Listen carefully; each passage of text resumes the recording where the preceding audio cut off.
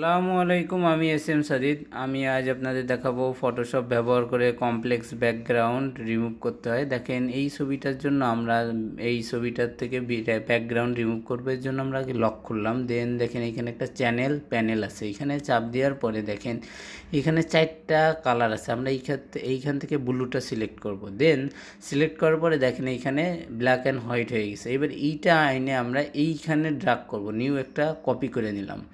এখন কপিটা করার পরে দেখেন কপি করছি। এখন আমরা ইমেজে যাব, ইমেজে যে অ্যাডজাস্টমেন্টে যে কার্ভ এইটা অপশনটা সিলেক্ট করব বা কিবোর্ডের কন্ট্রোল এম দিলে এইটা চলে আসবে। এখন আমরা শুধু এইখান থেকে ব্ল্যাক অ্যান্ড হোয়াইট কম্বিনেশন রাখতে হবে, বিকজ আমরা এটার ব্যাকগ্রাউন্ড রিমুভ করব। দ্যাটস ওয়াই আমরা এখন ব্ল্যাক অ্যান্ড হোয়াইট দেখেন আমরা এই পিকচারটা যত পারি ব্ল্যাকের অংশটা ক্যাপচার করে রাখার চেষ্টা করতেছি, যাতে আমার যখন আমি করব ব্যাকগ্রাউন্ড রিমুভ করার জন্য সিলেক্ট করব তখন যাতে ঠিকভাবে সিলেক্ট হয়। দেখেন এটা খুবই ইজি প্রসেস, অনেক তাড়াতাড়ি হয়ে যায় এইভাবে করে। দেখেন এই যে আমি দেখছেন করে নিছি, আমি কিন্তু এই সাইডের দিকে রাখিনি। এখন দেখেন ওকে দিলাম, নাও আমি এইখানে এগুলো ঠিক আছে। এখন আমি একটু কি করব যে এই যে সব কিছু আমি কালো করে নিতে চাচ্ছি, তাহলে আমার আরও বেশি সুবিধা হবে। এর জন্য আমরা ব্রাশ টুল সিলেক্ট করব। ব্রাশ টুল সিলেক্ট করব, এইখানে অবশ্যই দেখবেন যে উপরে ব্ল্যাক আছে আর নিচে কালো আছে, নাহলে কিন্তু এখানে আপনি করলে হবে না। আর অবশ্যই অকোপেসিটি লাগবে 100 আর ফ্লোও লাগবে 100%, এই দুইটা সিলেক্ট করে নেবেন। দেন আমরা এখানে এরকম ব্রাশ করব। দেখেন ব্রাশ করে আমি জাস্ট জিনিসগুলো কালো করে নিচ্ছি, যাতে আমি যখন সিলেক্ট করি এগুলো আমার সিলেক্টের ভিতরে থাকে। আপনারা এরকম করে ব্রাশ করে জিনিসগুলো কালো করে নেবেন।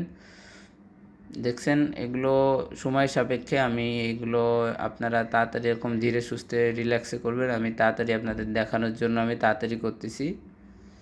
এটা যত আপনি ভালোভাবে করবেন তত ব্যাকগ্রাউন্ড সুন্দরভাবে, আপনার এই ছবিটার ব্যাকগ্রাউন্ড রিমুভ হবে সুন্দরভাবে। আপনি যদি তাড়াহুড়া করেন তাহলে ব্যাকগ্রাউন্ড রিমুভ খারাপ হয়ে যাবে। এই দেখেন আমার পুরো এগুলো সিলেক্ট করা হয়ে গেছে, দেখছেন।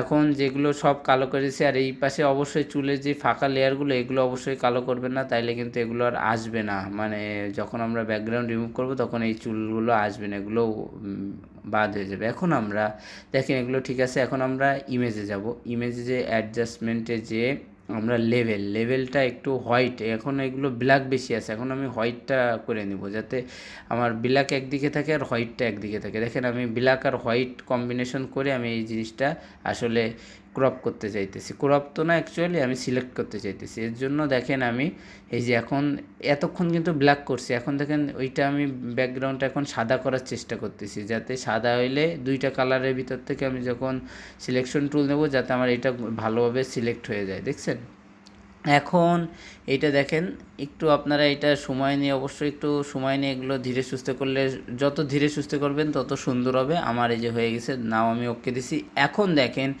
এই যে বাম ডাইন সাইডের দিকে এইখান থেকে আমি ওই যে ব্রাশের টুলটাও সিলেক্ট করে নিলাম, সাদা করে নিলাম, যাতে আমি এখন এই যে দেখেন এইখানে একটু কালো কালো যেইখানে আছে আমি এখন সেইখানে ব্রাশটা ছোটো করে দেখেন ডাইন সাইডের এই ফাঁকা জায়গায় আমি এখন সাদা কালার সিলেক্ট করে নিছি। নর্মাল কালার মোডে আছে, দেখছেন এইখান থেকে ব্রাশটা সিলেক্ট করে আমি এখানে জাস্ট সাদা কালারটা করে দেবো। দেখেন মানে ব্রাশ দিয়ে আমি ব্রাশ টুল ইউজ করে সাদা করতেছি, যাতে আমার এইখানে এগুলো সুন্দরভাবে সিলেক্ট করা যায়। যখন আমি সিলেক্ট করব তাতে যাতে সুন্দরভাবে করা যায়। দেখছেন আমি এইটুকু নাইলে আমার কালো হিসাবে সিলেক্ট হয়ে যায়, তো দ্যাটস ওয়াই আমি এগুলো একটু করে নিচ্ছি।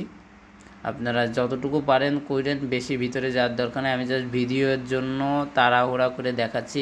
আপনি যত সময় নেবেন ছবিটা তত সুন্দরভাবে, জিনিসটা তত সুন্দরভাবে হবে। বুঝাইতে পারছি আপনাদের?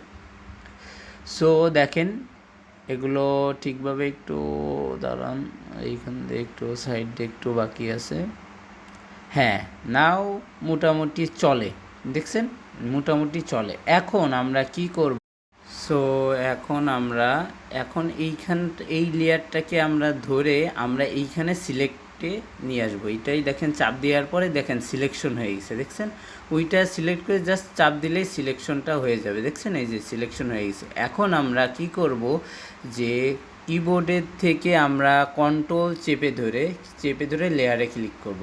লেয়ারে ক্লিক করার পরে আমরা এখানে অ্যাড মার্কসকে চাপ দেওয়ার সাথে সাথে দেখেন আমাদের এই জিনিসটা কাট করে নিয়ে গেছে। এখন আমরা এখান থেকে ইমেজে যাব, দেন যাওয়ার পরে অ্যাডজাস্টমেন্টে যাব, অ্যাডজাস্টমেন্টে যাওয়ার পরে ইনভার্ট এইটাই চাপ দিলে দেখেন ব্যাকগ্রাউন্ড রিমুভ হয়ে গেছে। এইভাবে আমরা খুব সহজেই কমপ্লেক্স ব্যাকগ্রাউন্ড খুব সহজেই নিমিষেই 3 মিনিটে বা 4 মিনিটের ভিতরে খুব ইজি প্রসেসে আমরা দেখছেন কি সুন্দর করে আমরা ব্যাকগ্রাউন্ড রিমুভ করতে পারি। সো এরকম ভিডিও পরবর্তীতে নিয়ে আবার আপনাদের সঙ্গে দেখা হবে। সেই পর্যন্ত ভালো থাকুন, সুস্থ থাকুন, আল্লাহ হাফেজ।